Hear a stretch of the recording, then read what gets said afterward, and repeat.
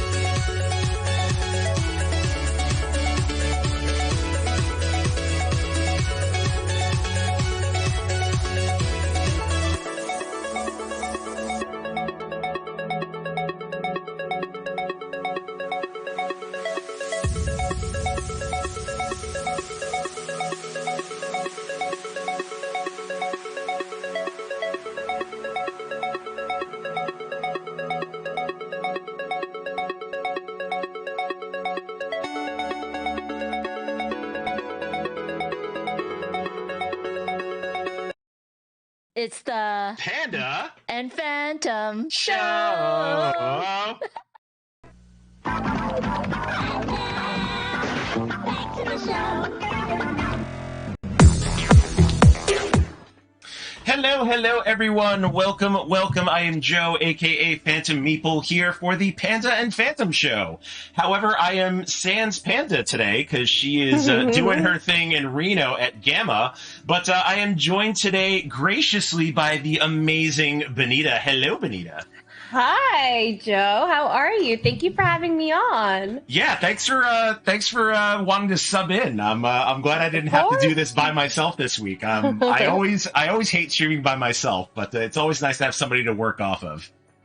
Hi, Danny, Sovereignty, James, KY Fried Rice, Jilly Pie. We got Quaid Ryan, Dr. Sam. We got some friends up in here. Yeah. I was just about to do that. So thanks for catching up on the chat. Twitch streamer here. No, how dare you? You're doing my job. No, I can't turn it off. It's like I stream so much, I just can't turn it off. No, it's all good. I was definitely about to say hello to chat myself, but you know what? You're co-hosting this. You're driving this bus just as much as I am. So much appreciated. But yes, hello to everybody in chat. Hello to Danny, first time on my channel though, so I will say that. Thank you so much. Glad you're here. So yeah, it's been a ridiculous week for me. It's work has just been completely off the walls because just coming back from a week and a half in Vegas and then going through like 300 emails just trying to appease everybody because my coworkers didn't do any of my stuff. My boss didn't help at all, even though I gave them like pass downs. It's just I quit. I totally quit. How about you, Benita? How's your week been? So I thought it was Friday when I woke up. It's not. It's Thursday. So that should tell you how my week is going. It's good. It's just, a lot of emails, a lot of meetings this week. But that's good, right? Meetings generally lead to good things for the most part, and so it's fine. For the most part. It's good to be busy. As a freelancer, I want to be busy. Well, except for those meetings that should be emails but aren't. That's true. Thankfully, I don't have to do a lot of those. Yeah, I get tons of those, and I hate them. Hey, Ann, welcome in. Thanks for stopping by. Appreciate you. Everyone's like, false Fridays are so disappointing, thinking it's Friday and it's Friday Eve. I know. It's totally Friday Eve. Jilly Pie, thank you for answering the old question of the day. I actually just changed it because that was my question from Dice Tower West like 2 weeks ago, and I haven't even changed it. But I appreciate the answer, though, as far as, let's see. So you have a local board game con in Lexington and Cincinnati organized by the same crew. Stop scrolling, chat. So fun and looking forward to them this year. It's been a long 2 years without them. Oh, thank you for the Prime sub, Jilly Pie. Much appreciated. Thank you so much for that.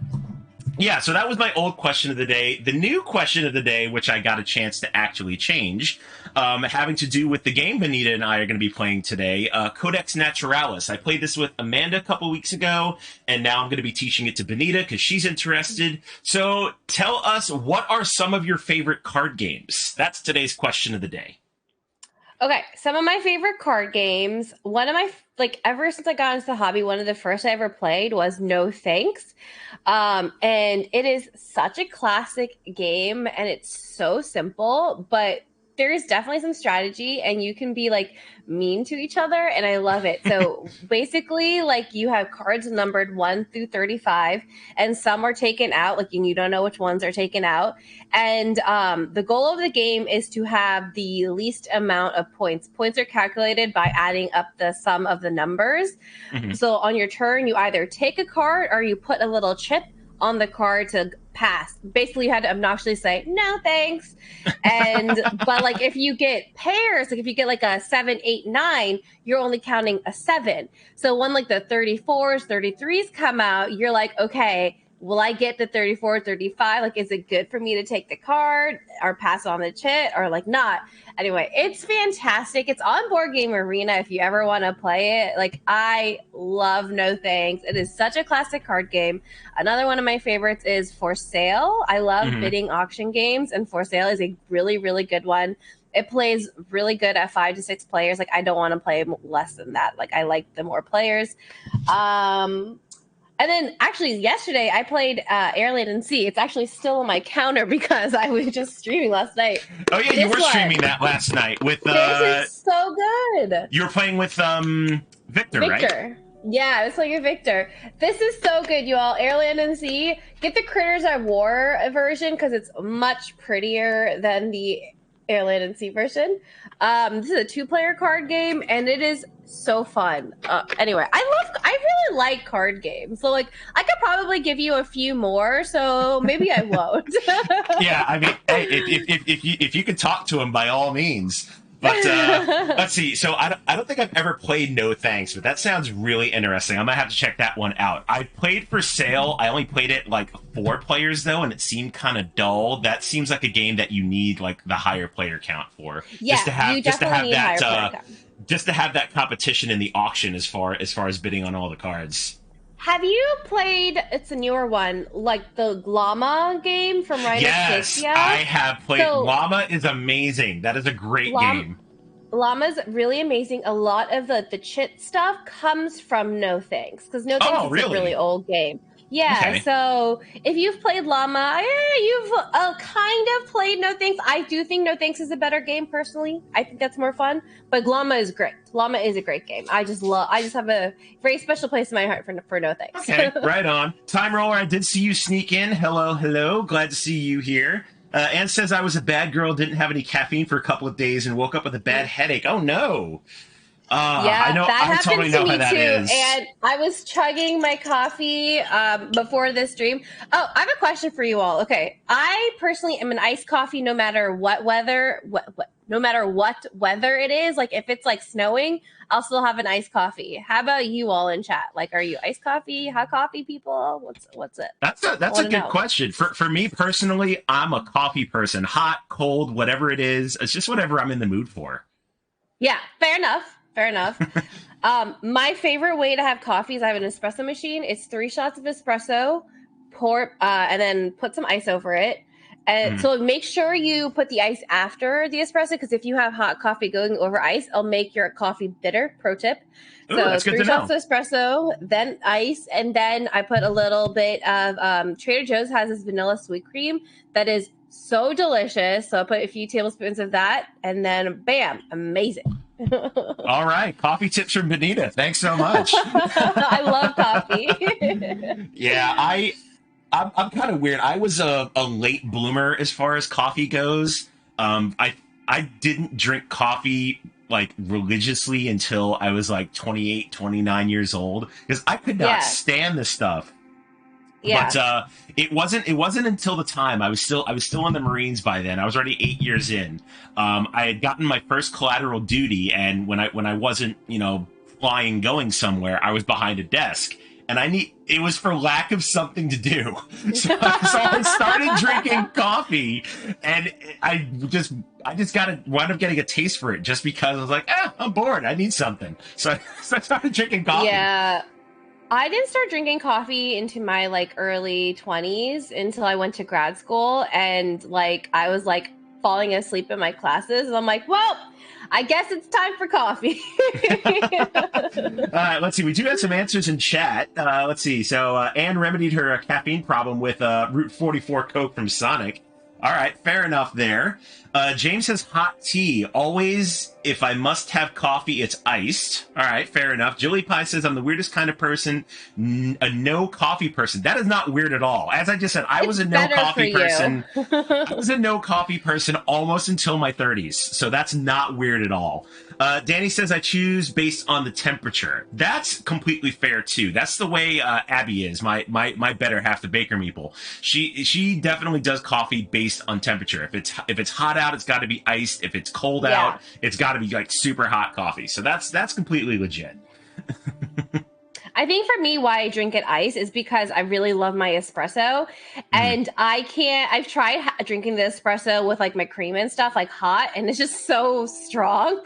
and I'm like, oh, I can't drink this like not over ice, because I use Cafe Bustelo, which is like a Cuban coffee espresso, Cuban espresso beans, and it's so good.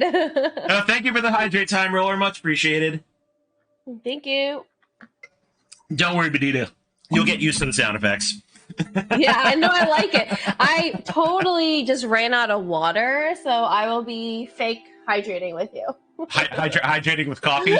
Yeah. Well, I finished that already, so I'll be doing nothing. You'll be hydrating in spirit. Yeah, I'll be hydrating in spirit. Oh, that's fantastic. Yeah. I love it. Yeah, so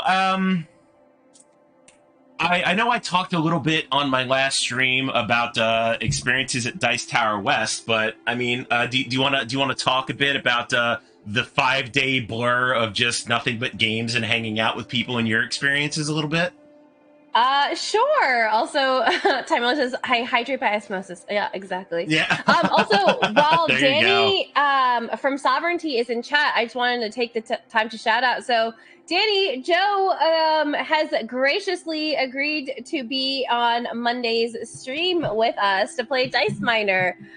Because Danny will also be streaming with us. That's good.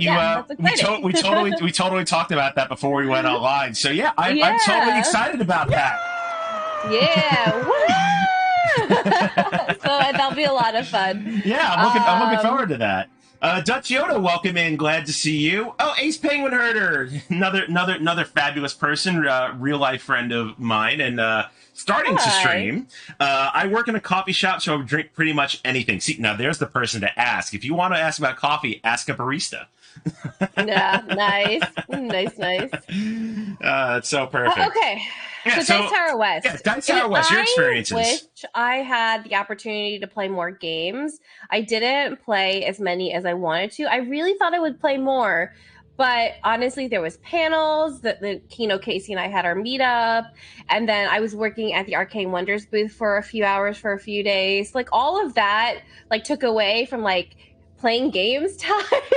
And I'm a little sad about it, not gonna lie. But I'm really glad I got to play Arc Nova, because that's very much the hotness right now, and I can like actually like talk about it and my experiences with it.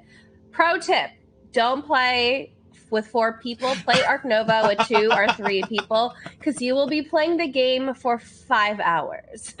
And that game is good, but not 5 hours good. Well, let me tack on to your pro tip. Don't play Arc Nova at 4 players at 9:00 at night after a day at Dice Tower West while you're tired and barely clinging on to stuff. That is also a good pro tip. Because you would have needed days to be 72 hours, so 24 hours to play all the games you wanted and talked about before the show. James, I had faith that I was going to play. I did play a lot of games that I said I was going to play, which was good. Like, I got to play It's a Wonderful World, which I had been wanting to play forever. I played Hansa Teutonica, Kalevala, Good Puppers, oh my god, So Clover, Doodle Rush. Like, I got to play some like really good games, but not as many as I wanted to. How about you, Joe? What was like your game of the con for you? So I was kind of the same way. I didn't play nearly as much as I wanted to, just because I spent most of my time just, actually meeting people face to face that I, had only ever seen in chat or, through Twitch streaming with them. So that not that was a bad thing. Like, I think it was a really great experience that I got to, bump elbows with all these amazing people. But as Yeah, far for as sure. games, my absolute favorite was Restoration's remake of Key to the Kingdom. Ooh, I nice. absolutely adore that game. I still have an original copy of it on my shelf because I had it when I was That's like so 8 years cool. old. Such an amazing game, and I love that Restoration picked it up and redid it. They kind of kept the core of the game the same, added some Yeah. new mechanics, threw in like an end game because the basis of Key to the Kingdom is your adventurers trying to get the key to the kingdom and escape with it. But what Restoration did is once you wind up getting the key, you have to go into the Demon King's lair and actually beat him. So they added like a sideboard and a whole like end quest. Whereas in the original game, the Demon King was there, but he was just there to like block your path, so it wasn't really Yeah. too much interaction. But amazing game. I can't wait till it's released, and I will gladly put it on my shelf next to the original. When it's released, you should totally do like a Twitch stream where you compare the original with the new one. I think people would be interested in that. It's gonna happen. It is absolutely Nice. on my list of things to do. So that was definitely one of my favorites. Another that I really liked, which thanks to you I got to play, was Mobile Markets. Yeah. I have Smartphone Inc. on my shelf of opportunity. Haven't played it yet, but the fact that I got to play Mobile Markets first and knowing that there's similar mechanics, I think I'm going to absolutely adore Smartphone Inc. Smartphone Inc. is really good. I would be cautious to call it similar. They play very, very differently. I would say it's similar in that, like how Mobile Markets, everything is step by step by step. That is there in Smartphone Inc. But Mobile Markets is very much an engine building game, while Smartphone Inc. is very much an area majority game. They feel very, very different. I just want to put that out there. No, fair enough. I mean, I'm literally comparing apples to oranges, but I don't know what the apples look or taste like. Speaking of Mobile Markets, I have insider tip. They are finally in America because they were stuck in Germany for months and months and months, as if some of you know, because I've been talking about it for so long. They're in the US. They're going to be on pre-sale on Arcane Wonders website in a few weeks, but that is it. Like the 600 that are available, it's first come, first serve, and then the full release will be Gen Con. So if you don't get Mobile Markets now, you have to wait till August, which is when Gen Con is. So if you want to wait, totally get it. Only 600 copies? That's wild. It might be more, it might be less, but like I know we had 1,000 in Europe, and I don't know how many we sold, but like I'm just saying, just be on the lookout at I'm sure like the Arcane Wonders will post on their social media when the pre-sale is available. But like, yeah, if you want a copy, and it was my #1 game of 2021, if that tells you anything, how much I adore that game.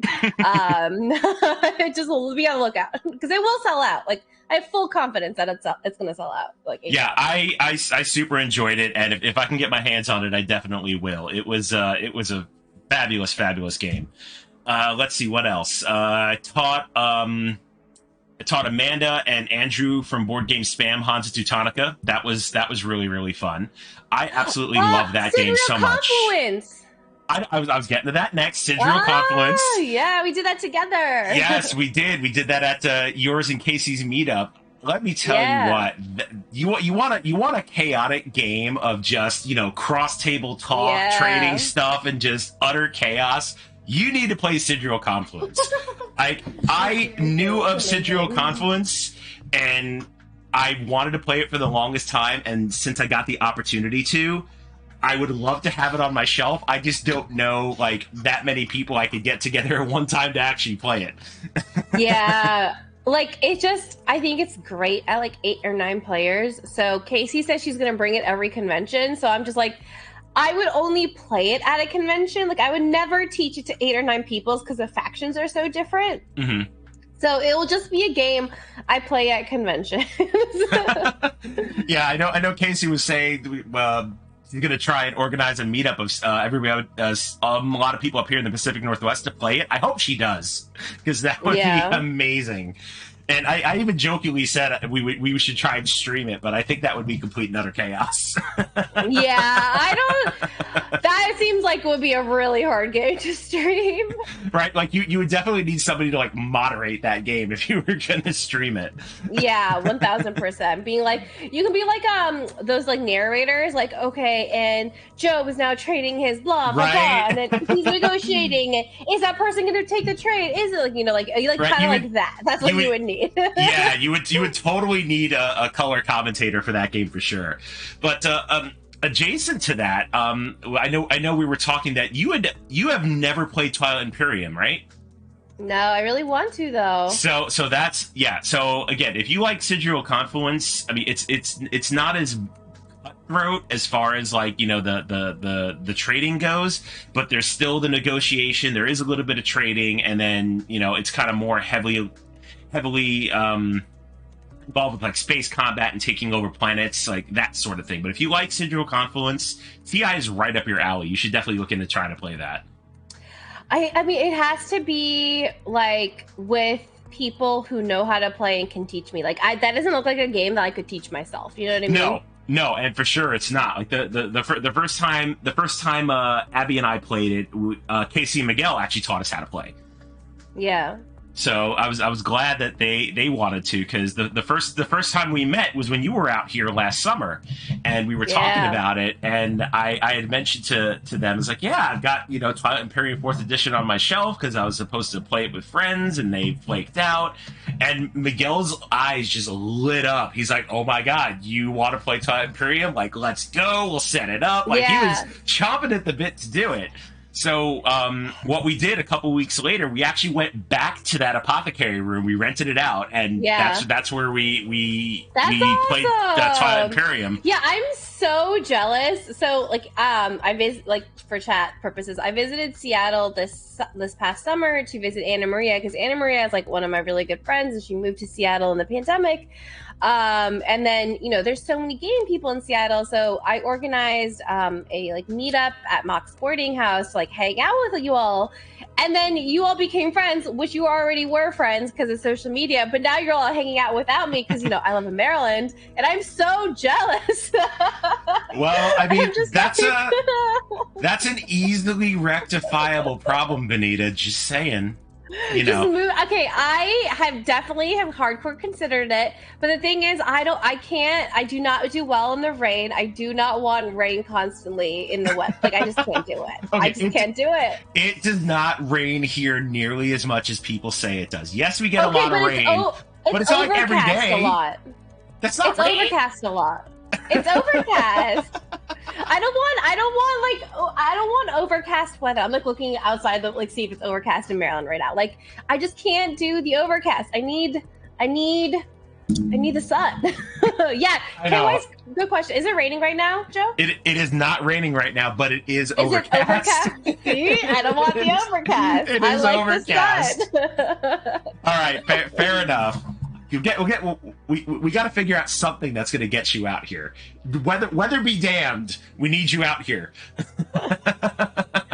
If I can, I don't know, man. Seattle rent is not cheap either, so it's gonna be something. It's got to be something. So don't live in Seattle. I don't live in Seattle. That's true. That's true. If I ever moved to Washington, I probably would only live in Seattle. Like, I like living in cities and stuff. So I don't know. I don't know. I mean, Tacoma's a city to the south. It's just as good, and the rent's a hell of a lot cheaper. Good to know. Good to know for future, maybe never possibility movings, but good to know. Never possibility. That's awesome. Fair enough. I'll keep working my magic. It's like, move out here, Benita. Move out here, Benita. You can try. Go for it. People keep telling me that. Casey tells me that. Anna Maria tells me that. Like, honestly, I might just succumb under peer pressure at this point. I know. We just got to get more people to just keep dogging on you, you know? Yeah. Yeah. All right. Well, have you had lunch today? What'd you eat for lunch today?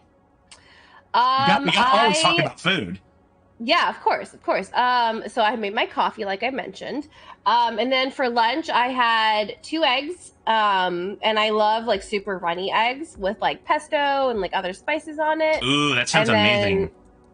and I had a grilled pita bread to eat with the eggs, and then some sausage on the side because I'm a huge carnivore. No, there's nothing wrong with that. Yeah, so that was like my brunch. I don't eat like a breakfast. I usually am like a brunch around 2 o'clock. So, and I love eggs. I love runnier the better. Nothing wrong with that. How about you? So What'd you have for sounds lunch? good.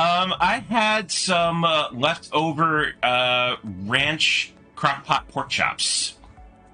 Ranch crock pot. Ooh, do you have a recipe for that? That sounds amazing. I do have a recipe, and I will gladly send it to you. It's super good. It's super good. Basically, you throw the pork chops in there. You throw in a packet of ranch salad dressing, like the powder stuff. Yeah. And then it's a can of cream of mushroom, a can of cheddar cheese soup, like the Campbell's, and then 6 to 8 hours on low. The pork chops fall apart. Serve it over some rice. It's amazing. That sounds really good. I love a good I love a good crock pot recipe as well.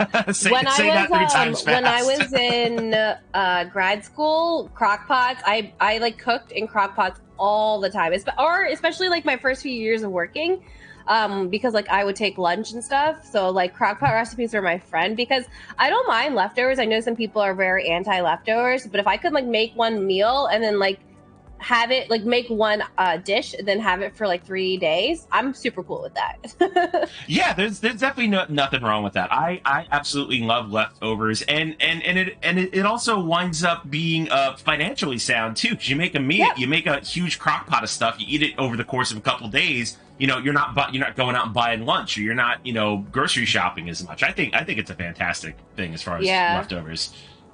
Like that's why when I worked in an office, I was in like a downtown, and so we had like amazing good restaurants around us, but I was like, just to save money, right? Because eating out every day, and also it's not like healthy and stuff, so I would be like, okay, you can go out to eat like once a week and that's it, but the rest of your meals have got to be like home cooked meals. And I was like pretty good at like sticking to it, but like we had some like good Thai restaurants nearby, Moby Dick, like burrito places. So I'm just like, I could eat out every day, but you're not going to do that. I know, it's like I try to do that now. It's like, all right, we'll order out once a week, but everything else got to make it at home because it's way better for you anyway.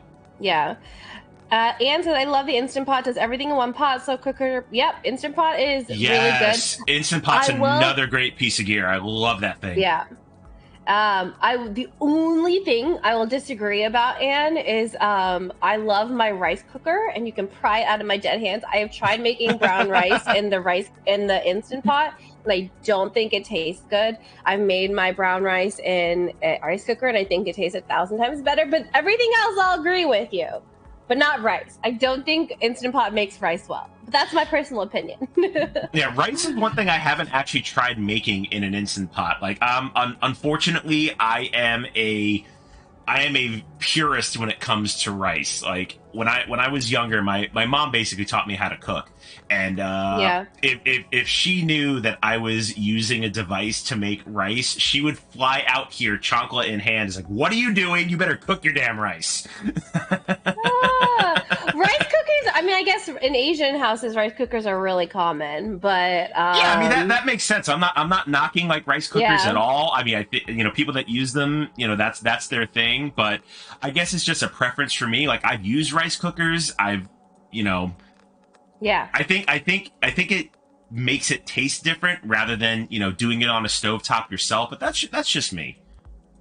No, I totally get it. And to be honest, like when I talk about Asian, I'm talking about East Asians. Rice cookers are a huge part of their culture. Indian people don't use it as much. I use it because it's hella convenient to just like pop a button. But when my mom makes rice, and when I grew up making rice, it was always on a stove, like in a pan and stuff. Rice cooker is something that I've introduced in my life in the last like 5 to 6 years. It is not like something my family grew up with because like yours, it was just mostly on a stove. And I think like there's so many different ways to make rice. Like for example, like Mexican rice, like you have to like roast the rice and everything. So like you can't use a rice cooker. And then like Persian rice, which is like probably the most complicated rice process I've ever seen because they parboil the rice first. Oh, okay. And then they cook it. So like a really funny story. My friend was like, I was telling her to come. She's Persian. I was telling her to come over, and she's like, "Oh, I'm making rice." In Indian rice takes like 20 to 30 minutes to make. I'm like, okay, I'll see you in 30. She's like, what do you mean? Like, rice takes me like an hour and a half to make. And I'm like, what do you mean? It takes you that long? That is a long time for rice. Discovered Persian rice. And they have to parboil it. They got to do this. They got to do that. And like, it's a thing. Like Persian rice. And the thing is, Persian rice is amazing because they make the tahdig on the bottom, like the burnt rice and stuff. And I'm just like, okay, I guess I'll see you in an hour and a half. Yeah, I can't believe that's an entire process. That's ridiculous. But it's so good. But I'm just like, I could never spend an hour and a half making rice. I bet it is. Hey, Dino Corgi, welcome in. Glad to see you. It says getting an Instant Pot was a life changer for my wife and I. Yeah, absolutely. When I love my Instant Pot, especially on days where I forget to take out something and defrost it. The fact that you can just throw it in frozen, put in the ingredients, 30 minutes later you've got dinner. It's so fantastic. Love it. Love it so much. I have been a Instant Pot fan for many years. That's pretty great. It's really good for like lentils and stuff because like it like pressurizes and cooks it so fast. Yeah, and I totally agree with you. Just based on this whole procedure that Benita talked about with Persian rice, like if it takes an hour and a half to cook, it must taste like amazing. It's really good. It's really good. I promise you. Yeah, I mean, I guess it's kind of similar to like Hispanic or Puerto Rican rice in the sense where you have like the burnt bottom, where like all the flavor is. That stuff is so fantastic. Yeah, like it's my favorite part whenever I'm making rice and beans, and then you leave it on the stove for a couple extra minutes, let that bottom crust up, and then you stir it in. Oh, it's heaven. Now I want rice. No. Great. Now I've put the idea in your head. Now you have to eat rice. No, I just want rice at the moment. Yeah. Yeah. I mean, I'll always eat rice. It's just it's a super go-to food. Yeah. And so the scene shows where it was made and it looks amazing. I mean, it is not hard to make. You just Google a recipe. It just takes a while, but it's not hard. So you can definitely make it at home. But also I eat Persian food pretty frequently. I like their kebabs and stuff. So see now I want kebabs. The thing is, Persian kebabs are so different from Indian kebabs. They really are. Yeah, like everyone's like, oh, kebabs. Okay, I say everyone, like a lot of people think kebabs are all the same. They are not. Depending on your culture or depending on the country of origin, kebabs taste so different. They really do. Hey, Tanner Alice, welcome in. Glad to see you. Hi. Yeah. I totally agree with you on that. Like in the before times, I'll say it that way.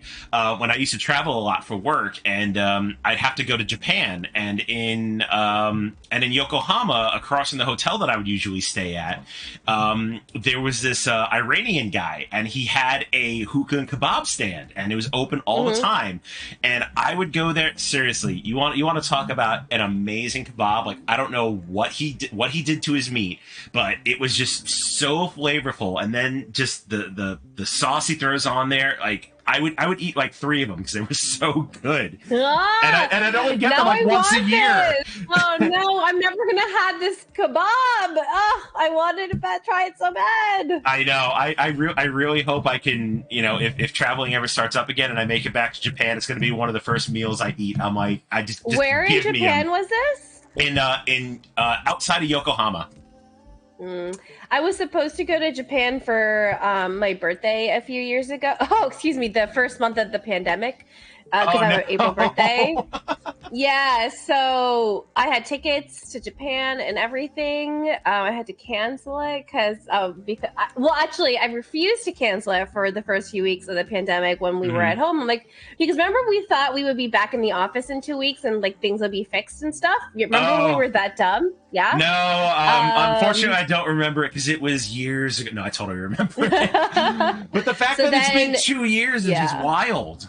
It is wild. And then like 2 weeks before we leave, I think the flights and stuff were all getting canceled. I'm like, well, guess I'm calling Delta and canceling my flights and getting my money back. Yeah, that's such a shame.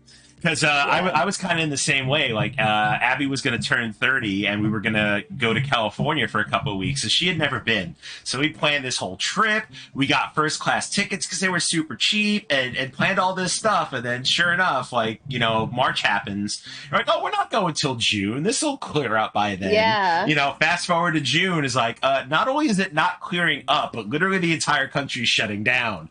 I'm like, okay, well, Guess we're in for the long haul now.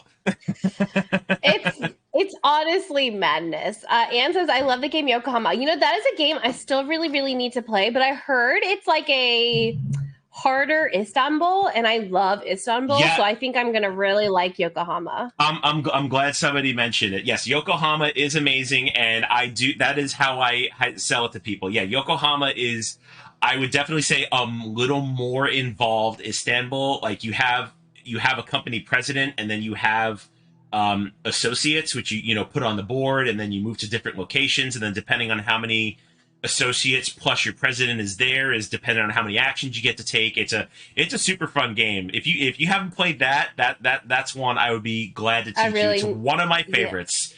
Yeah. Is it online anywhere? It's on BGA.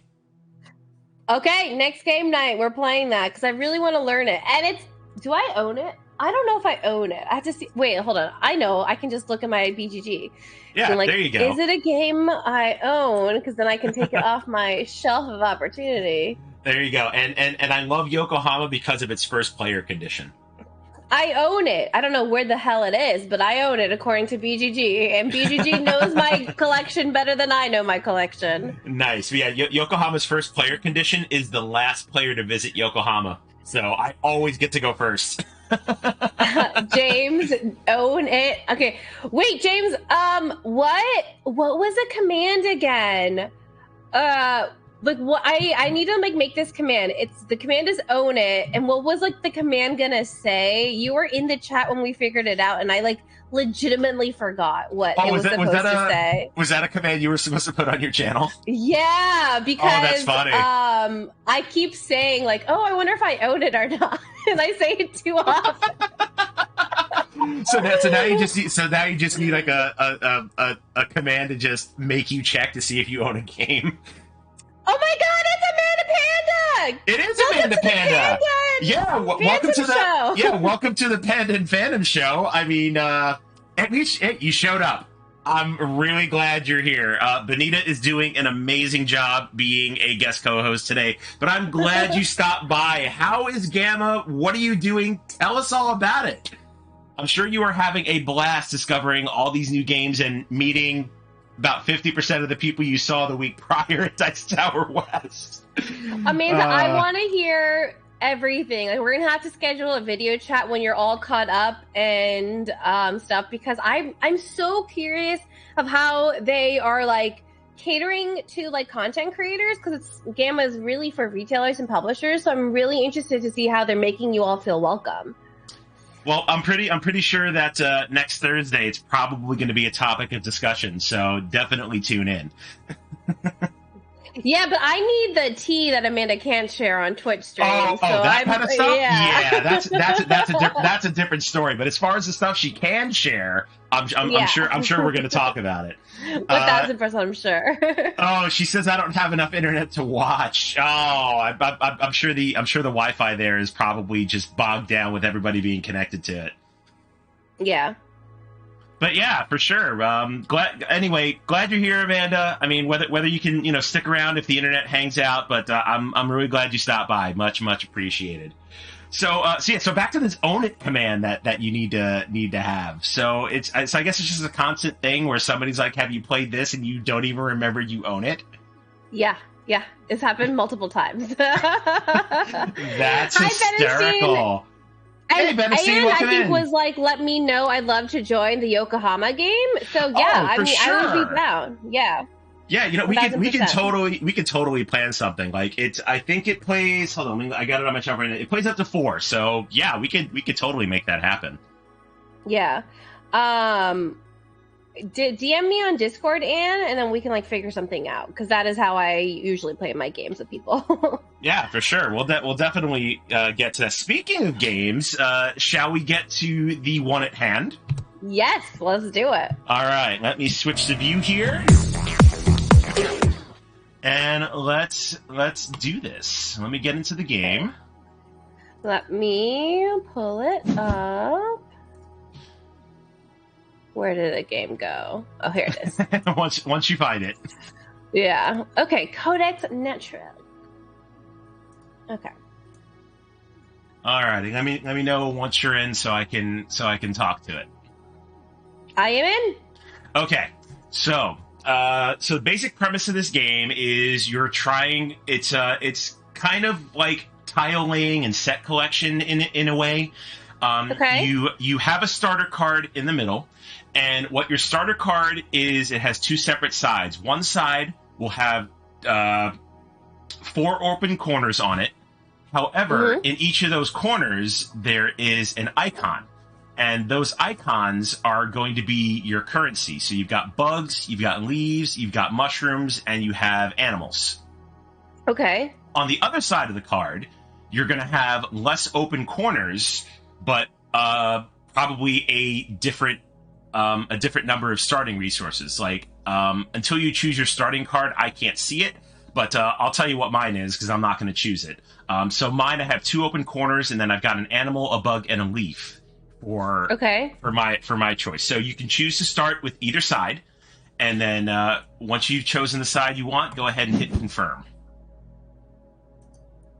Is there like a better way to, like, you want to start with more resources rather than less resources, or like? So what you need the resources for is there's two different decks. You've got resource cards, which are at the top right, and then you have gold cards, which are at the bottom right. You're gonna need resources to play gold cards. So the gold cards that are up, you have the deck at the top. And then the next one underneath is that green card, and you see in the bottom center, you see 3 leaves and a mushroom. Yeah. So within your tableau, you have to have those icons showing. You don't spend them; you just have to have them showing in order to be able to play that card. But to play a card, you have to have it at a corner anyway, right? So you're always going to be covering stuff. Right. You're always gonna play a card at an open corner. You may or may not cover an icon that's in that corner, but you'll always play in a corner. But specifically with the gold cards, you need those showing on your tableau to play it, which is where the resource cards come in handy. So resource cards is how you're gonna gain more resources. Okay, I think I'm getting it. Yeah. Decisions.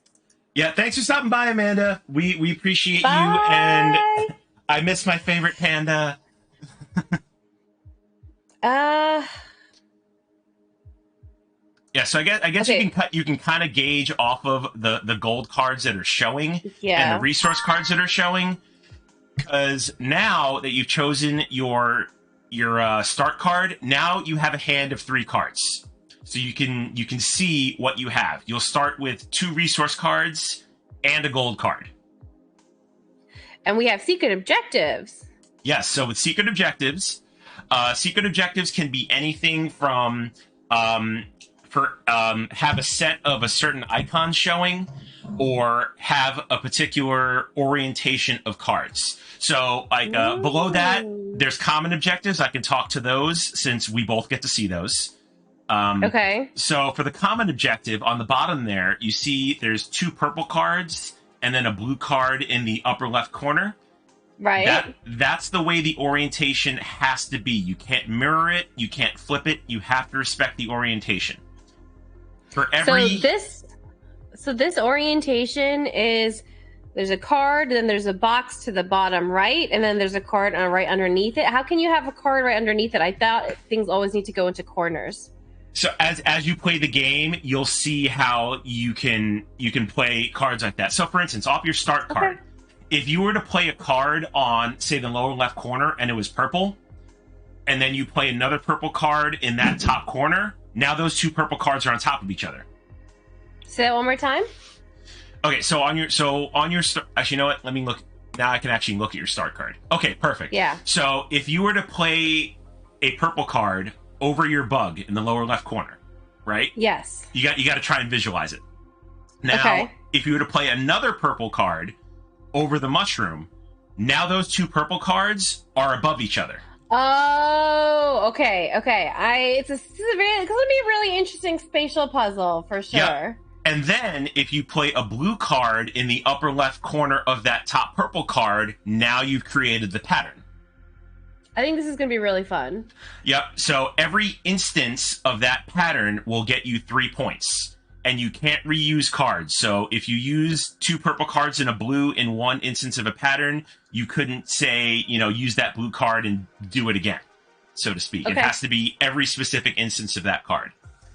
And then the second common objective is for every 3 animal icons you have showing in your tableau, you're going to get 2 points. Okay. And when is this game over? The game will end once somebody hits 20 points. We'll finish that round +1. How do you get points?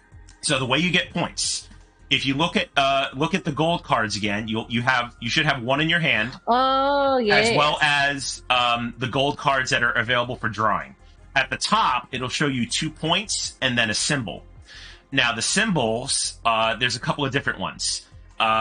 So the ones that are out for draw, like the green one, that's going to be 2 points for every corner that card covers. Does that make sense?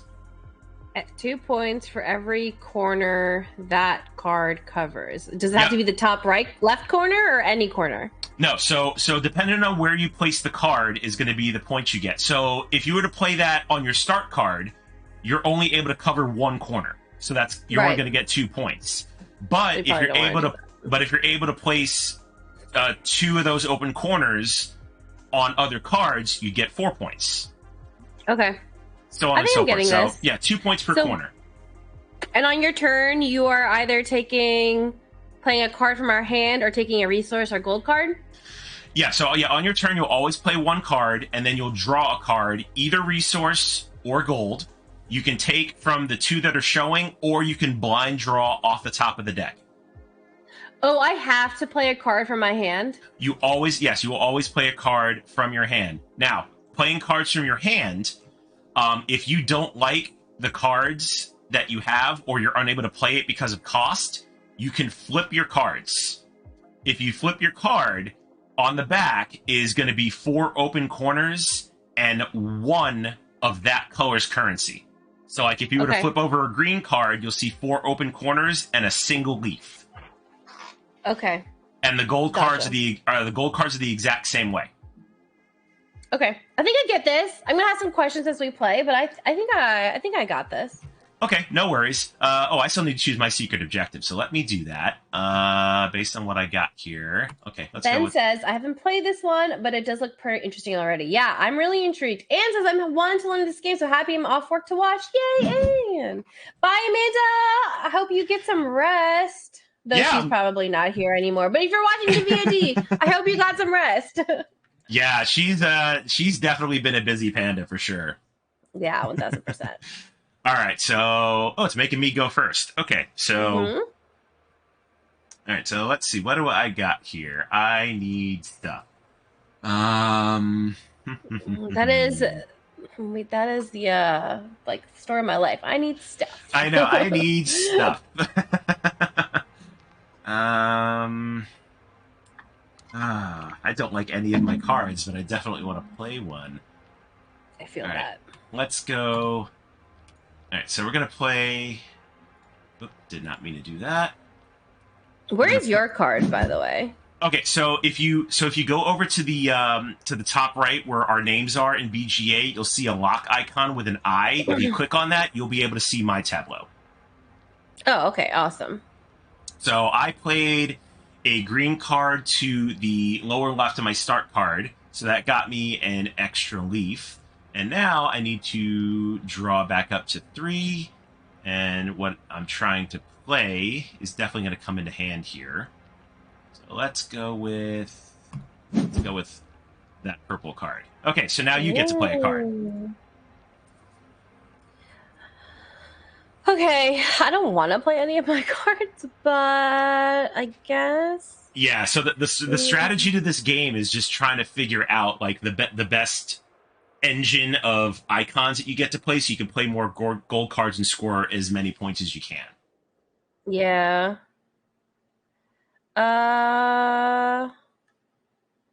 Confirm. And I think I have. So I'm trying to like zoom in, but like the bottom one, that's the 2 foxes and the mushroom, right?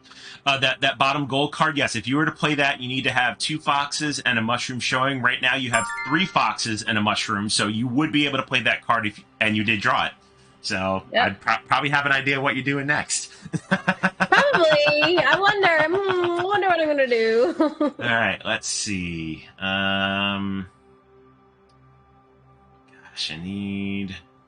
don't necessarily need animals. I need a leaf and a mushroom. Let's go ahead and play this purple card there. And then we're going to take that guy. Okay. All right, your turn. I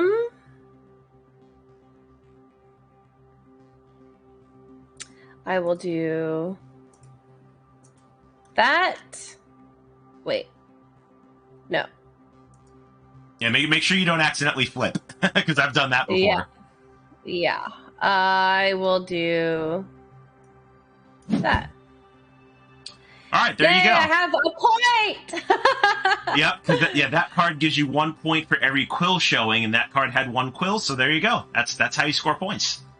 But will I be able to add more quills and get more points? You'll add more quills, but you'll have to play another card with that icon on it to actually score it again. So the fact that you have a quill showing isn't a bad thing. Okay.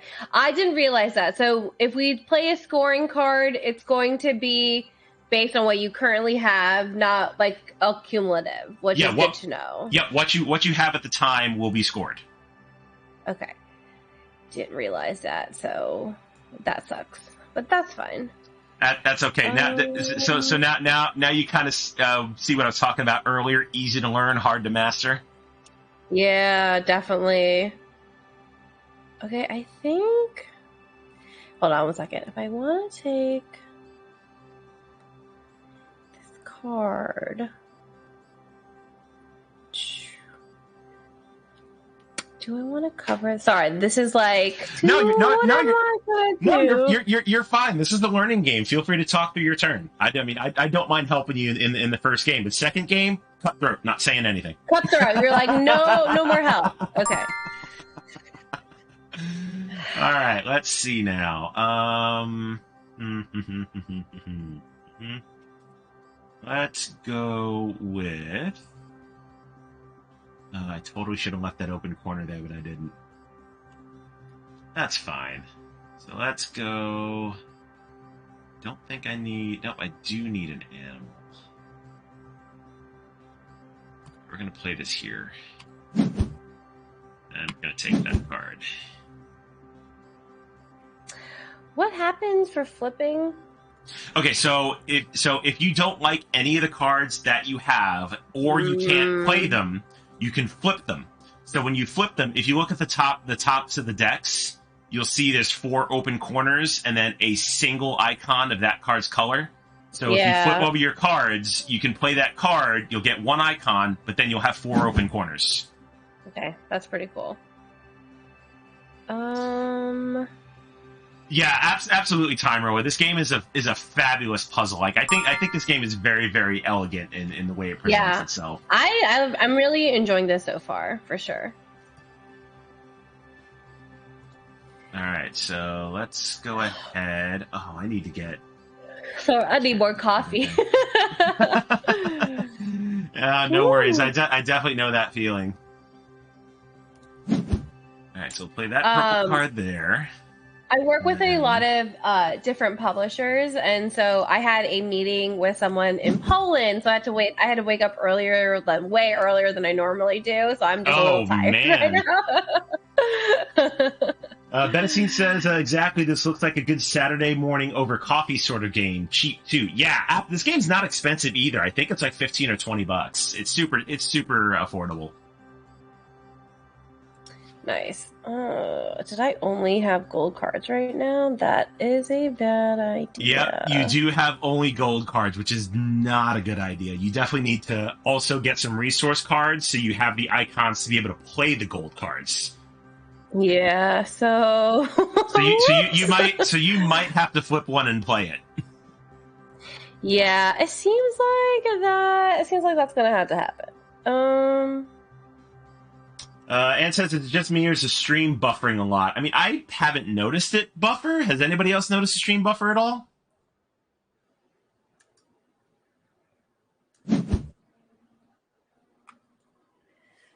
Oh no, Benita. Yeah, I know. I'm tired. Okay. Okay, so you're saying don't take advantage of you during this game because you're tired. Gotcha, loud and clear. Okay. This is only going to be 2 points, but I'm okay with that. So we'll play this purple card there. And then I need something blue. We'll go with that. We'll go with that one. Okay. Ubiquitous says, I foresee a raid in your future. Ooh. I wonder by who. I always enjoy getting raided. Huh. Ha ha ha ha. Do I put that there? Yes, I think so. Okay, I'm trying to get an idea of like what you're actually planning here. I don't know. Oh, we're getting raided. Oh, we are getting raided by Check Games Edition. Oh, wow, that's an amazing raid. Let's let me flip back to the main screen here real quick. Hello, Raiders. Welcome in. I'm pretty sure that was Ray's doing. She's such an amazing human being. I haven't gotten to talk to her very much, but she's such a great person. But anyway, welcome to the Panda and Phantom Show. While Amanda Panda is off at GAMA, Benita is sitting in as guest co-host with me. So for those that don't know me, I am Phantom Meeple. I am a variety streamer here on Twitch. I do video games and as of late, a heck of a lot of board games because Amanda made me step over to the dark side, and I absolutely love it. Benita, for those that don't know you, how about you give yourself a little intro? Yeah, hi, my name is Benita Core. I am a 100% board game Twitch streamer. I have been very lucky to actually guest on, actually I was one of the first guests ever on the CGE channel. I got to play Codenames with Ray, and that was a lot of fun. Yeah, I'm playing the role of Panda today. If you like high energy board game content, I play a lot of party games on my channel. I also do a lot of heavy Euro games. Because I'm an omni gamer, come hang out and follow me. I'm trying to get to 1,000 followers, and I am like 48 away. So I know you're super close.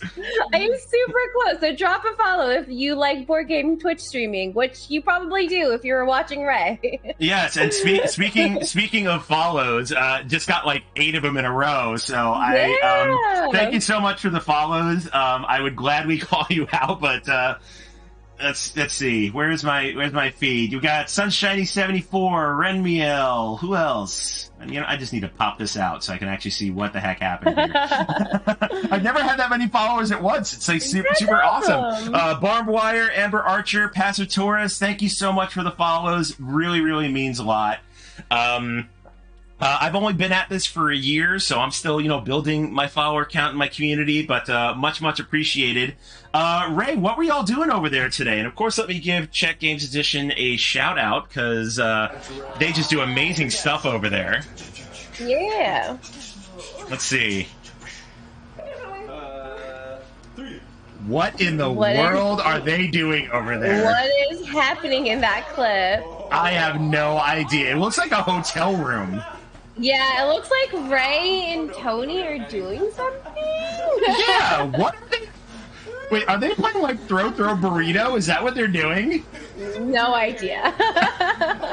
That is the randomest clip I've ever seen. That's so fantastic. That's pretty amazing. See, it was throw burrito at a con. I knew it. Yeah, that is awesome. That's pretty impressive. Yeah, I mean, it was just a total guess. I'm glad I was right. But anyway, everybody, welcome in. Thanks for stopping by. There is a question of the day. Feel free to answer it. Benita and I are playing Codex Naturalis on BGA today. So, question of the day is: what are some of your favorite card games? Let us know. Yeah. All right, back to the game. All right. So, what was I doing here before we got super rated? Oh yeah, I was doing stuff. Let's see. Okay, so I've got this blue card here, which we'll play. Before we got rated, you asked me, what is your plan? And that's a great question. Yeah, so let me go back. Let me go back to your. My plan is. Yeah, let me go back to your tableau here, and yeah, I know this is your first game, my plan is. but yeah. I'm like.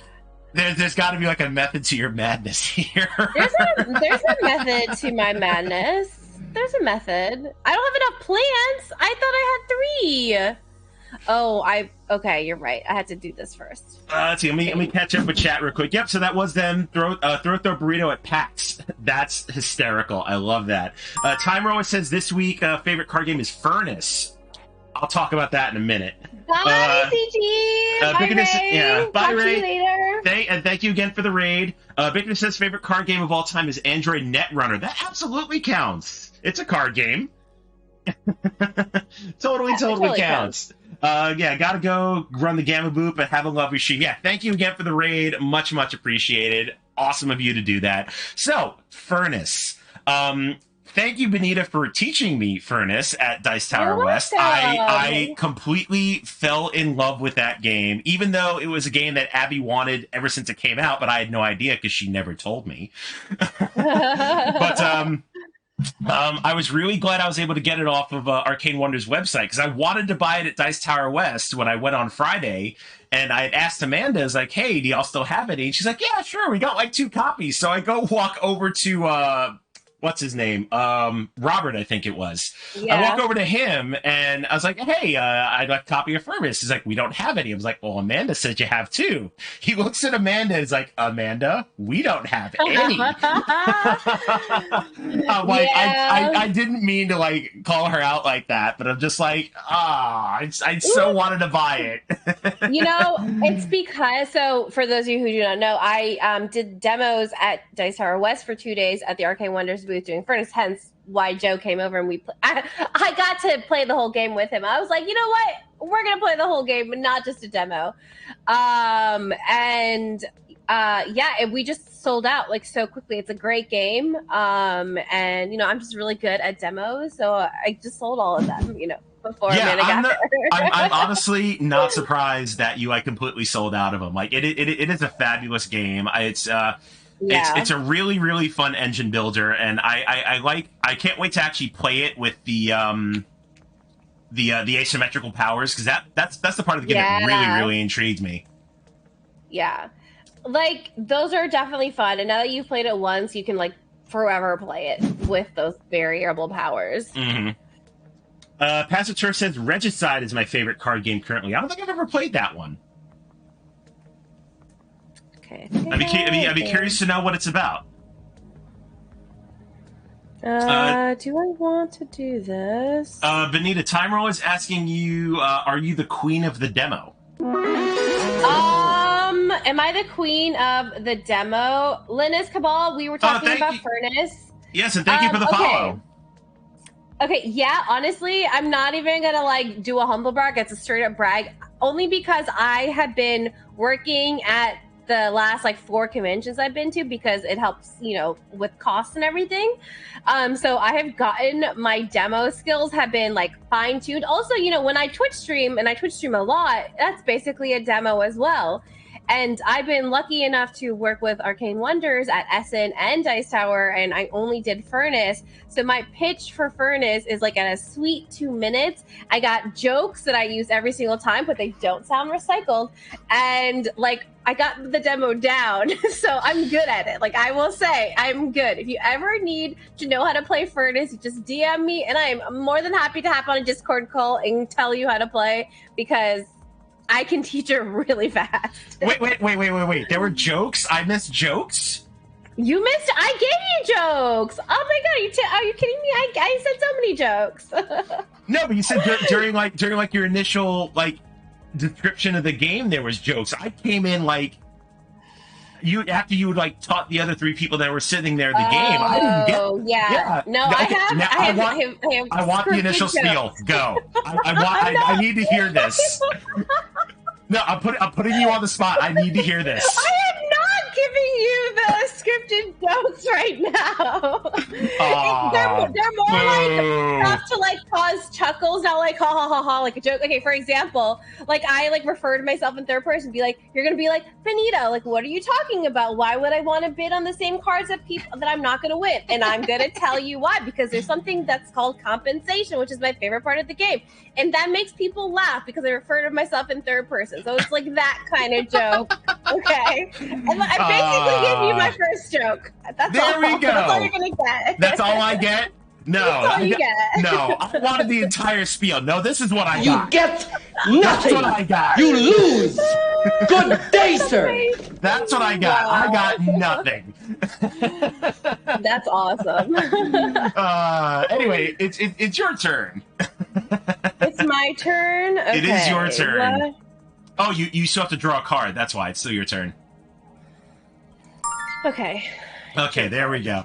No, I'm totally joking with you, but I did miss the initial description. So the next time you're at a con and you're demoing Furnace, I need to actually be there for the beginning because I want to hear it. I feel like I'm a little furnace out because I have demoed that game like at least 100 times now. But let's see. we'll see. Passaturus says it can be played with a 52 card deck. Rules are free to download. It's a great kill the boss game like Aeon's End kind of sorta. Really? I might want to look into Regicide then. That sounds amazing. Benetine says favorite card focus games: Race to the Galaxy, Mystery Rummy Series, Seven Wonders Duel, Haggis, Lord of the Rings, Living Card Game. Just about any decent trick taker, but The Crew and Yokai Septet spring to mind. A lot of good titles there. Yeah. Hey, see, Danny likes your. See, Danny says you gave a great Furnace demo. Danny was great. Whenever she like needed a break from the convention, she just came and hung out at the booth with me, which I loved. That's awesome. What am I doing here? I need to try and score some more points. Can't really cover any more corners. And I need more purple cards. Ugh! This is frustrating. Alright, we're gonna put that red card down there. And yeah, definitely need another purple card, so we'll grab that one. Okay. Danny says I'm going to be on Panic stream soon, so I have to go. Have a great stream. Hey, no worries, Danny. Bye. Appreciate you stopping by, and I will see you on Monday on Benita's stream. Yeah, we're going to be playing Dice Miner. For those of you who are in chat just joining us, Joe Phantom Meatball is going to be joining me on Monday at 9 p.m. Eastern Standard Time, and we're going to be playing on Sovereignty, which I'm very excited about. Yeah, of course. Let's shout you out, Benita, for those that may not be following you, because you are an amazing person. Get this, get Benita to 1,000 followers. She needs it because I already told her what she's gonna do, and she's not gonna do it. Okay, so Joe wants me to dye my hair when I get to 1,000 followers, and I have not agreed to that. I'm just like, we'll see, Joe. We'll see. It was merely a suggestion, but I would totally tune in if you did. So what were you doing there? Oh, That looks like an older clip of yours. yeah, that was my older clip, older like format. I think that was a mukbang in games that we were playing, and it looks like I had a pink wig on. I forgot what like milestone it was, but I did like e-girl like outfit for that stream, okay. including like the pink wig and stuff, which I like have never worn again, but it was That's fun fantastic. to do. It like was out of like my comfort zone doing like that makeup and look, and I wanted to try it, and so I'm glad I did that. No, that's awesome. You got sometimes it pays to stay to jump out of your comfort zone, you know? Because Yeah, you may discover something that you really, really like, or you may discover something that you will never do again. Yeah, exactly. Exactly. All right, cool. Now I've got some corners to cover, so let's go ahead and get 4 points there. And then I need to draw another card. Let's go with this one. Okay. All right. I mean, you're not doing bad, Benita. It's 11-7 right now, so you're definitely keeping up. That's good. I like to keep up. But I don't know if I want to cover those. Yeah, so now that you actually have a little bit of your tableau built, now comes the decisions of, do you want to cover corners to score points and lose icons, or do you want to, flip cards and open some more corners? Like, this is the beauty of this game here. It's definitely tricky. I'm really interesting. Hello, Polly Monkey. Wigs are great. Hey, How will you dye your hair Monkey. without the permanence? Yeah, for sure. Welcome but in, Joe Paula Monkey. wants Glad to me see you. Dye it. Merely a suggestion, Benita. You can take it for what it's worth. You can tell me to, go to hell and not do it. It's completely fine. I don't know what I want to do yet. Like, I want to, because, I've been working really hard to get to that number. So I definitely want to do something to, signify that I've reached it, right? Because that's been a goal of mine for a bit. Right, it should be something big. Yeah, but I don't know what. So, hey, if anyone has ideas of hey, Benita, you should do this when you hit that, because I'm hoping to hit that this month. I will not do the one chip challenge like Joe did. No, don't do it. Please, for the love of God, don't do it. I can't do that. Yeah, I was not a fan. Yeah. Oh, damn it! Keep hitting the wrong button. There we go. Let's put you there. Okay, now I need you. Yeah, that is one thing I will definitely not do again. I will not do the one chip challenge. However, I am on the hook for the Hot Ones style chicken wing gauntlet while we play Scoville. I'm waiting for Amanda Panda to get back from GAMA to plan it, because she wants to be there for it. Jess wants to be there for it, and I think you said you wanted to be there for it too. Yeah, didn't you, I 1000% want to be there for it. No, so it's going to be on a Saturday afternoon. I just got to figure out which Saturday afternoon, and I have to coordinate with all of you. But it's coming, folks. It's definitely coming. It's gonna happen. Okay, I'm excited. What do I want to take? Okay. All right, let's see. Ooh, you had 12 points. I don't like that. You don't like that? Why don't you like that? I don't like that because I only have 7. I mean, I'm not a fan. You're not doing the worst. It's for my first game. I'll put it to you this way: the very first time I learned and played this game, I literally ended the game with 5 points because I had no idea what I was doing. So you are not doing bad by any means. That's awesome. All right, let's put you down there. Oh no, I don't have enough plants. I did not see that coming. Okay, so I don't have enough plants. I need more plants. So that means I need to play... We need more plants. I need to play this one down here to get another plant. And let's grab this blue card. Okay, let's see. I'm going to... Do I need this plant? I don't think so. Okay. That is a thing. And then... Just trying to get the points, you know? Yeah, that's the best part of this game is trying to figure out all the points. Yeah. Okay, now I should be able to play this card. Okay, I'm gonna try not to look at your cards. And we're gonna play. We'll play that one down here.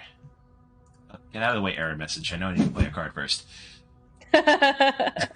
And then one thing I do like about BGA is that like you have to play the game correctly. Yeah, it forces you to, which is amazing. Yeah, I do appreciate that. All right, 17 to 11. You're still getting some points. You just need a really big score. Yeah. I received 5 points that one. What do I want next? Oh, there you go. 17 to 16. Look at that. You just caught up. I'm catching up slowly but surely. You got this, Benita. All right, let's see. I feel like chat not doing so bad for my first ever game of this. No, you're not. You are not doing bad at all. I think you are playing fantastically. Though my grid is like wacky looking. No, there is definitely not a right or wrong way to grid this game at all. Okay, let's see. I think I need to do that first. I really need another wolf card. Yeah, none of them are coming out. This is I know. This is ridiculous. Okay, so let's put you there. And then draw another card, which we're going to do that one. All right, 19 to 16. What you got, so Benita? Is the game over exactly at 21? No, so once somebody crosses the threshold of 20 points, we'll finish that round and then play one final. Okay. Oh, there you go, 22. All right, so since you were second player, that will actually finish this round, and we'll do one more. Ooh, I'm excited. Okay, let's see. Can I do that right now? Yeah, I think this is going to come down to objectives. Yeah.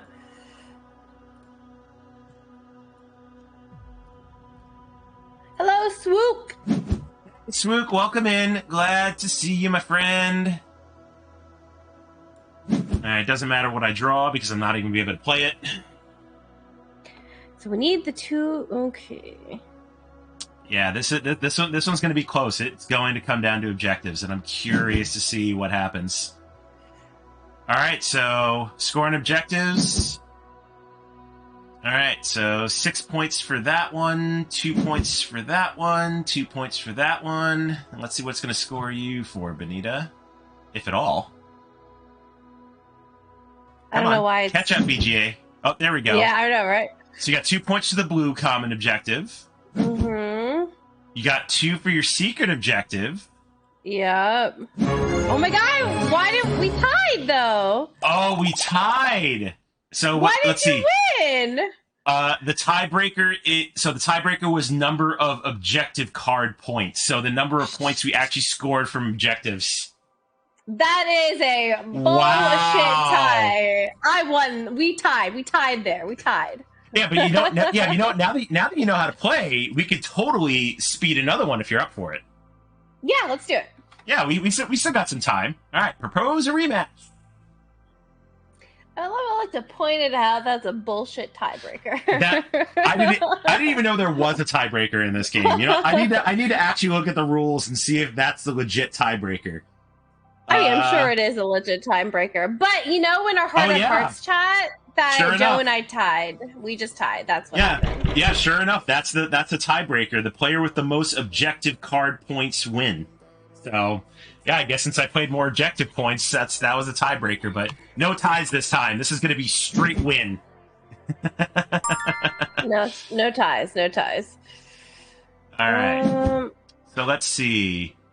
Ben says you tied, but Joe played better according to the rules. Ben, you hurt me deep inside. Wow. Emotional damage. I know, seriously, emotional damage. I also like to point out this is my first time playing, but that's fine. All right, secret objectives. What are we doing here? Ooh, I don't like either of these. All right, we'll play with it. So this common objective where it's 2, 2, and a purple blue, does that mean that card has to be a blue card? Yeah, so for the common objectives, yeah. So a purple on top of a purple, and then a blue in the upper left corner of that top purple. It has to be that orientation. And can cards be coming off of that and stuff too, as long as that orientation is somewhere in the grid? Yeah, yes. As long as you maintain that orientation, it doesn't matter if you have cards connecting off of it. Just that pattern has to be on your tableau somewhere. Okay. So Linnea says, I played Baron Park recently to a tie, and the tiebreaker was how many leftover tiles they had. I thought it should have been who had the board more filled, so I won in my mind. You know, I agree with that. Baron Park does not have a very good tiebreaker. I agree with that.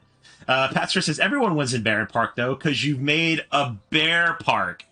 Yeah, there you go. Who doesn't love bear parks? Nothing yet has topped the final tiebreaker in Arboretum. Isn't that a ridiculous tiebreaker? I've only played it once. What is the tiebreaker? What is the tiebreaker there? Yeah, Bennessy, what's the tiebreaker in Arboretum? I'm curious. Yeah, I don't think I know that one. Oh, Linnea, damn it! Someone came in my office and I missed the whole response. Oh, I was saying how much bull crap it is for Baron Park's tiebreaker. I totally agree with you. It should be more of a filled board rather than tiles left over. Okay, let's see now. Well, looks like I'm gonna have to go bug heavy this time around. We'll play that one there. And there's no blue cards out yet. Blue tie players plant a tree and come back in 5 years to see whose tree is tallest. Okay, I love that. Oh, that's right. You know what? I did read that. That's an amazing tiebreaker. I did. All I did read that. tiebreakers should be like that. Right? Yeah. Or the other cop-out tiebreakers of if the game is tied, just play again. Like, really? Yeah, I like that. I'm not a huge fan of tiebreakers personally. Yeah, I mean, I'm okay. I'm okay with a friendly victory. Yeah, I think that those friendly victories are good. Do I want to do that?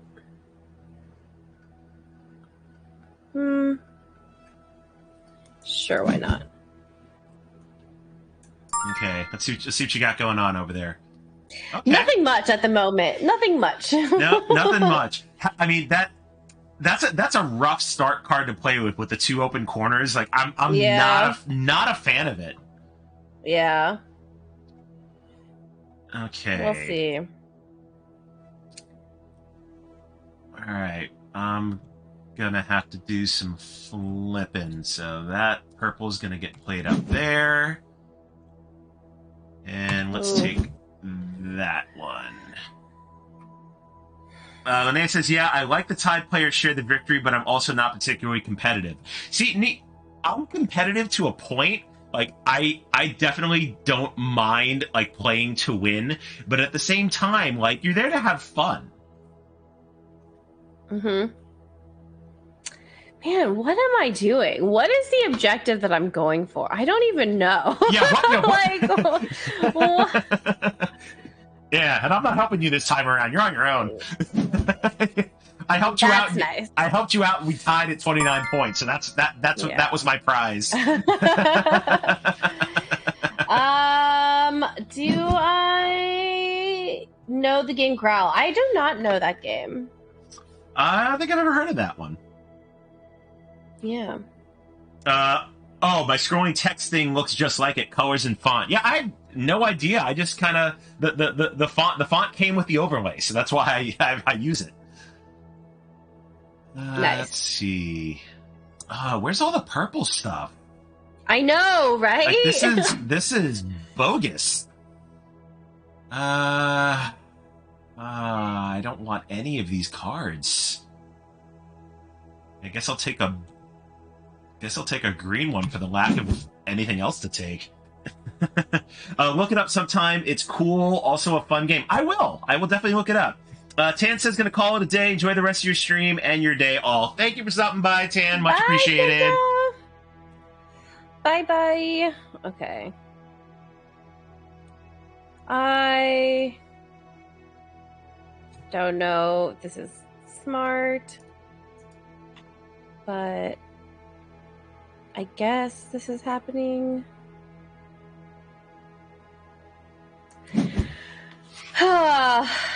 Okay. I feel less confident about this game than the other one. Yeah, I mean, I don't know what cards you have, but that's a rough layout you got going on there. Yeah, I do not have a good layout. I am struggling here.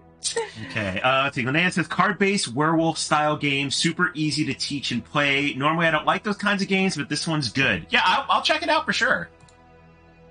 All right, so let's throw that down there. And still no purples. What in the actual hell, man? Okay, I guess we'll take that red one for lack of anything better else to take. Yeah, I'm not... Who shuffled these cards? Oh, I don't even think I can build this yet. Shit. Okay. This is a problem. What is happening right now? Nothing good. Can you not play any of your cards? No, not really. But that's fine. I need some purple icons. Where are they? Where are they at?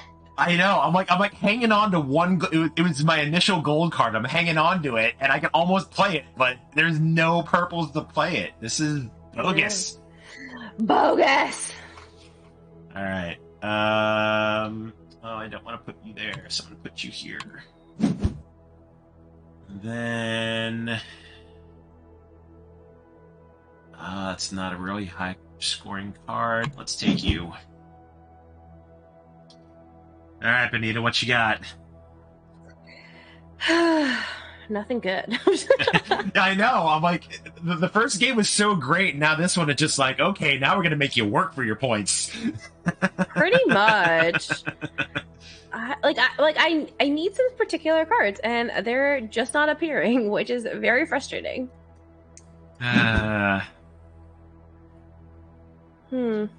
Yeah, but you know what? This is how it goes. Like we had a great first game, and then BGA's like, oh no, you thought you had a great first game? Now you're just going to have to. Yeah, Of course! All right. Still no purples. Why you do this to me, game? Okay, let's cover you up. Just because I need the mushrooms. We're gonna go... Let's take this green one.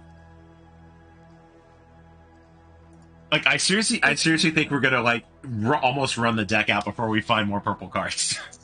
I know, this is a little ridiculous. Hold on, let's see. Let's see if I can come back. Maybe I can come back. Maybe. We'll see.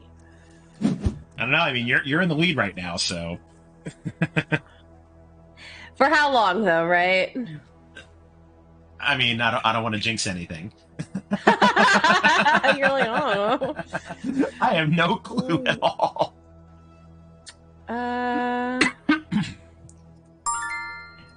Okay.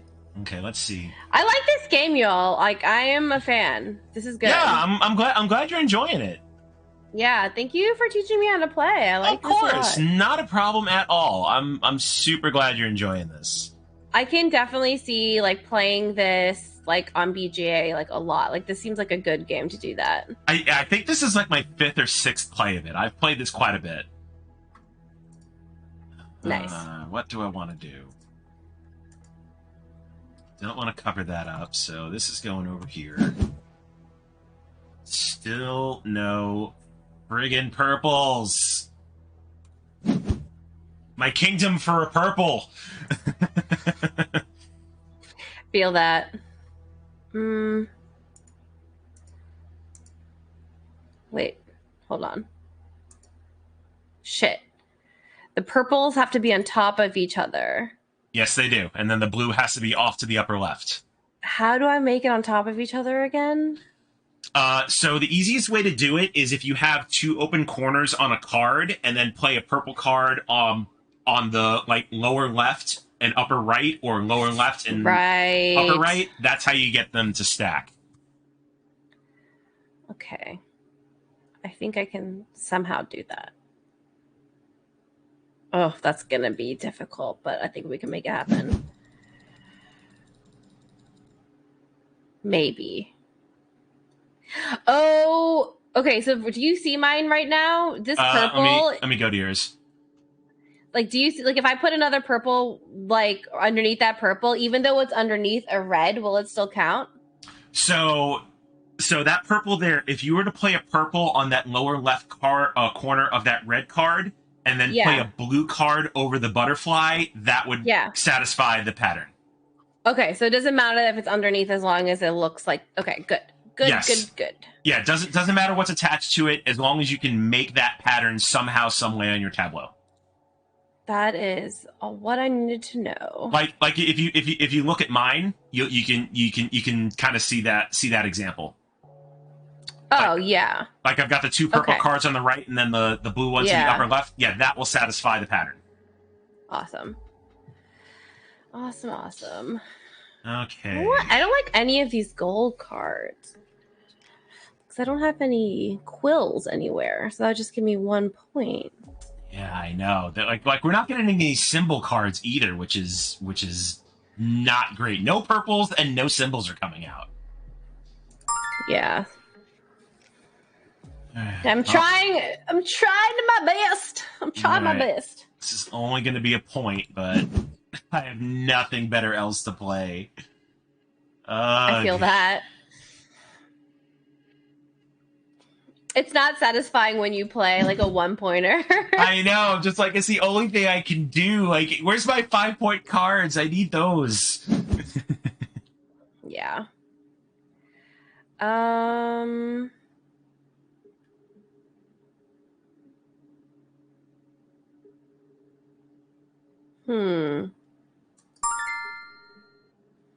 Okay. Let's see.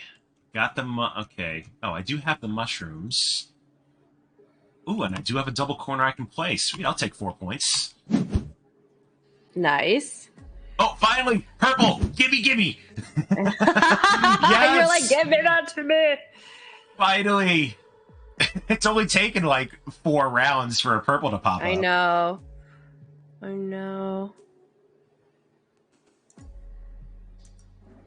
Okay.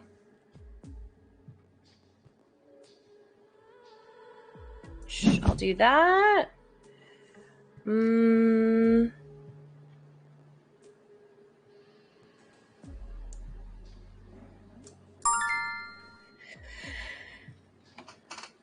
This game is burning my brain in a good way. I know. It's very burny, but I love it.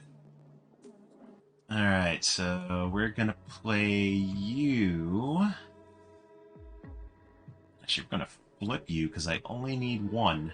I need some more open corners.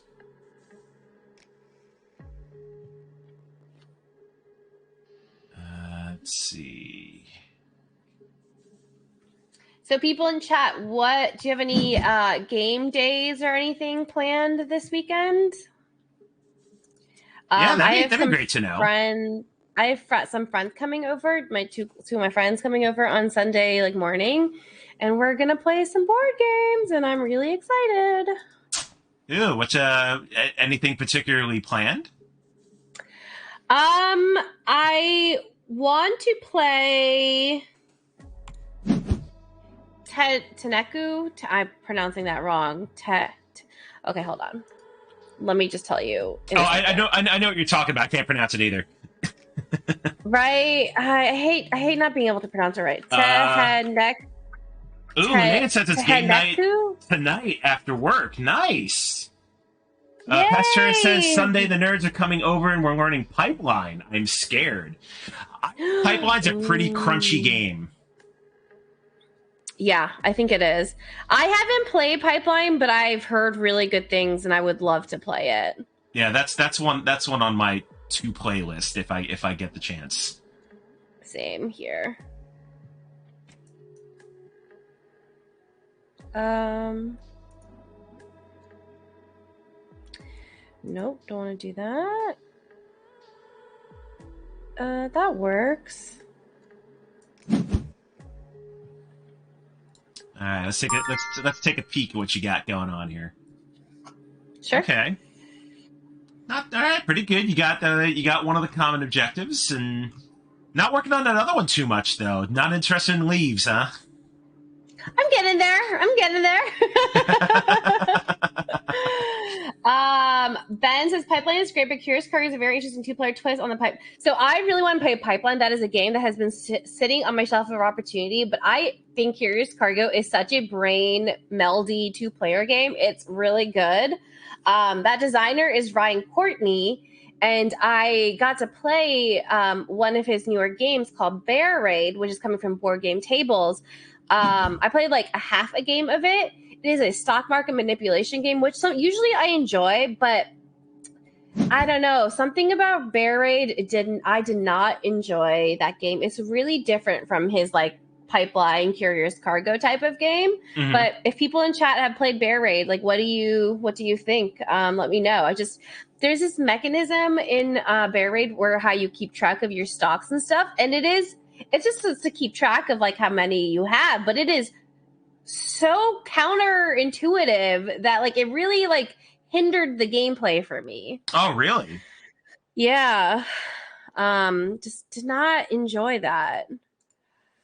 Okay. Let's see.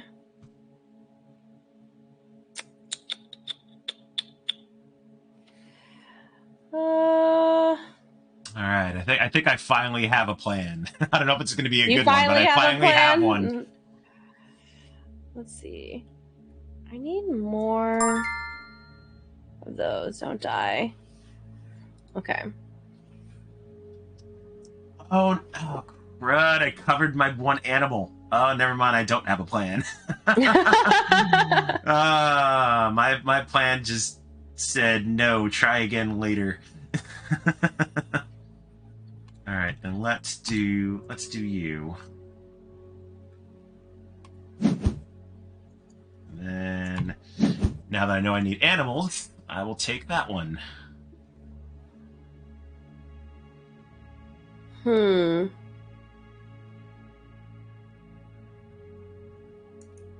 Let's see. That seems like a good idea. Maybe. I don't like what we have right now, not gonna lie. Yeah, I've not been liking these cards this entire game. Like the person at BGA who shuffled, just shame on you. Shame on you. I need some more of those mushroom looking ones. Where'd they go? Yeah, I know. See, it's like I said, now all the purple ones are coming out. Yeah. Let's see. Let's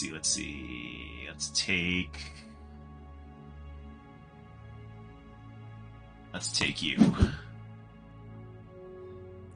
I need you to take some resource cards, Joe, so we can get some. Yeah, but I don't need them yet. It's not nice. It's not nice. Yeah, but you're up by 5 points, so I mean, if I can slow you down at all, I need to. I don't know what you're talking about. What do you mean you don't know? What do you mean you don't need to slow me down? What yes, are you talking I do. About? Nah, you don't need to do that. Yeah, not falling for your tricks. What tricks? I see what you're trying to do with your reverse psychology. Not falling for it. Ugh, man. That's not what I wanted. All right, so put you over there. Oh, you crossed 20. Oh, dang it! You crossed 20. No. Oh, I'm gonna have one more turn. Oh, this is bad. I am clearly not going to win this game. You could. I mean, yeah, but you're 8 points up, And let me look at what you got here. You at least from what I can see, you have at least 5 more points. So this is, I don't know about this one. I think you might have this one in the bag. We'll see. We'll see.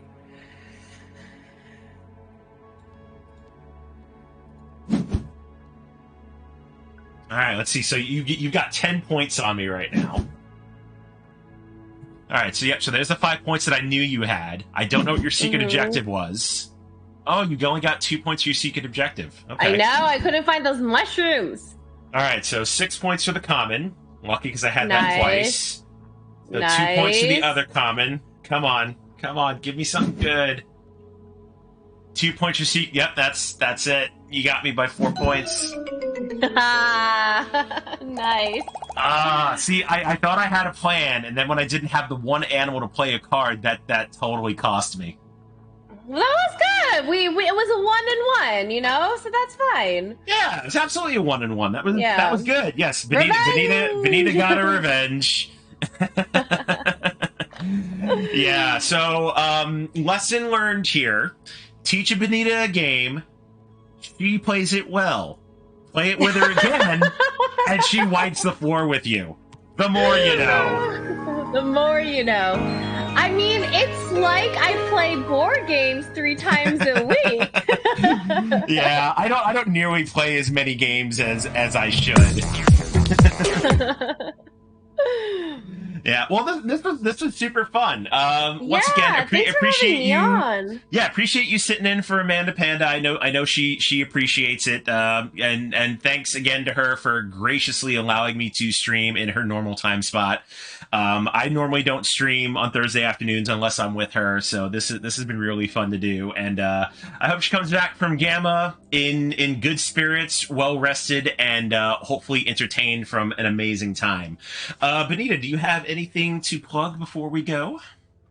Yeah, so if you don't know who I am, my name is Benita Court. I'm a board game Twitch streamer, and so I have a few awesome release streams coming up. So on tomorrow's Friday, today's not Friday, tomorrow's Friday. I have a monthly mukbang and game segment with Casey, aka Brain in a Jar, and we're gonna be playing God Tier from Steamforged Games, and that's tomorrow at 9 on my channel. And then on Monday, I'm going to be playing Dice Miner with Joe and Amanda Panda at 9 p.m. Eastern Standard as well. And then I'm taking a week-long break because my friend's getting married. And Indian weddings are long. So I will be at lots of different events. But when we come back, I have some really fun streams planned. I'm going to be playing Crime Zone from Lucky Duck. I'm going to be doing a Tidal Blades Part 2 Kickstarter with James Hudson, which I got to actually demo at Dice Tower West. So I'm really excited to do a Kickstarter playthrough on my Twitch channel. And then I will also be doing a preview of Founders of Teotihuacan, which is an upcoming game from Board and Dice. And I love Board and Dice games, and I love playing their games. So if any of those games sound interesting to you, come on over. Yes, let's get Benita to that 1,000 follower mark so I can make her dye her hair. Okay. It's not going to happen, is it? Just tell me straight, it's not going to happen. I don't know. There's definitely moments where I want to dye my hair, and there's definitely moments where I don't. And honestly, I could. Like, I don't work at my firm anymore, so I could if I wanted to. There's literally nothing stopping me. You should. Rip off the Band-Aid. Live a little. Come on. The thing is, if I did it, it wouldn't be all. It would be like I really wanted to have hot pink hair for a really long time. In college, I dyed half my hair like really neon like red, and I loved it. Mm-hmm. So I'm not opposed to dyeing it. I would have to see how it would look natural. Like I want to do streaks of hot pink and yeah, there also, you go. It's really expensive to dye your hair, and also it's really expensive to maintain it. So well, it's a shame I don't live closer to you because I know how to bleach and dye hair. I could totally do it for you. Oh man, why don't you live in Maryland, Joe? Why don't you live in Seattle, Benita? Anyway, once again, thank you so much for being here. As for me, tomorrow I'll be on during my normal slot, 4:30 Pacific. I'll be playing Bricks by Wolfgang Vorst solo, one of my favorite roll and writes, so I'll be doing that. And then on Saturday at 3 p.m. Pacific, I will be helping out my better half, the Baker Meeple. She's going to be doing her very first stream. Yay! That's going to be so super exciting. She's going to be baking some black and white cookies. And to keep with the theme, afterwards, we're going to be playing New York 1901. You know, I've never played that one, but I've heard it's really good. It's really fun. It's very similar to Ticket to Ride. It's basically the same kind of card system. Like you draw a card, you play a card, and then you build buildings in the shape of the pattern that they give you in the color zone of Manhattan. It's a super fun game. That's you should definitely check that one out. It's really light, really fun game. Yeah. I just followed Baker Meeple. Y'all, make sure you are following Baker Meeple. Go click that link right now. Yes, please do, because I mean, I'm sure you remember your first stream. I know I remember mine. I'm like, who the hell's gonna watch me? Yeah, my first stream was January 2021. I want to say. Hey, Del Demon, thank you for the continued sub for 4 months. Very awesome of you, and good to see you. Speaking of Del Demon, I'm going to shout him out as well. He is the one responsible for drawing my new icon, and the reason I have to wear this hair all the time. Nice. But yeah, super awesome video game streamer and close friend. Let's see, what are they doing over there? I think they're playing a little Red Dead Redemption 2. I started playing that game. Really need to get back into it. That's because you bumped into I've never played that one. It's think of it as like Grand Theft Auto, except on horses and a lot more cleaner. Okay, you know, I've actually never played Grand Theft Auto, but good to know. I know the premise of Grand Theft Auto. Yeah, very similar. It's the same company. It's still Rockstar Games. Yeah. Gotcha. All right, so let's see. Who are we gonna show these nice people off to? Who do we got on? Panic is that's right, streaming Panic's, right now. Yeah, Panic's on with Danny from Sovereignty. So you know what? I think we'll kick the raid train over to him. So if y'all want to stick around for the raid, show Panic some love, please do. If not, I will see everybody tomorrow on my normal stream. Benita, once again, thank you for being here, and we'll see y'all later. Bye, everyone. Bye. Thank you so much for hanging out.